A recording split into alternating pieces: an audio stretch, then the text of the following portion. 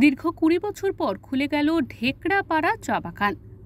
মাকড়াপাড়া কালী মন্দিরে পুজো দিয়ে এই চা বাগান খুলে দেন নতুন মালিকপক্ষ। জানা গিয়েছে, দ্বিপাক্ষিক বৈঠকের মাধ্যমে এই চা বাগান খোলা হয়েছে। উল্লেখ্য, ২০০৬ সালের ১১ই মার্চ থেকে এই চা বাগান বন্ধ হয়ে যায়। এরপর দু একবার এই চা বাগান খুললেও তা চলেনি। এরই মাঝে চা বাগানে ২৮৮ জন শ্রমিকের বেশ কয়েকজনের অনাহারের মৃত্যুর ঘটনা পর্যন্ত ঘটে।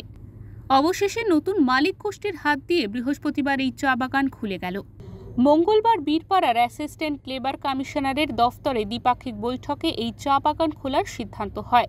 এই বিষয়ে মাকড়াপাড়া চা বাগানের ম্যানেজার দীপেশ কর্ণম বলেন, আপাতত আমি কয়েকদিন এই চা বাগানের দেখাশোনা করব, পরবর্তীতে অন্য ম্যানেজার এই চা বাগান পরিচালনা করবে।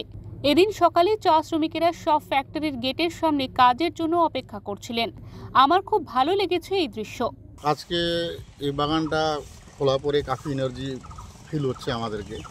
মা কালীর একটা সাক্ষী রাখে, শ্রমিকবর্গ সবই নিজে নিজে কাজে যে সিস্টেম ওয়ার্ক আছে, উইডিসাইড স্প্রেইং, পোকা মারা, প্লান্টেশন কাল্টিভেশনের জঙ্গল এরিয়া সাফা করা, অদর অ্যাক্টিভিটি আছে।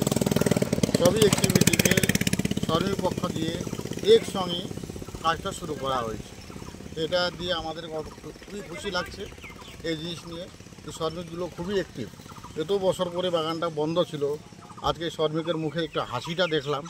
আর কাজের যাওয়ার জন্য তারা ওই সকাল 7টার দিকে কাজের যাওয়ার জন্য সবই বসেছিল ফ্যাক্টরির সামনে।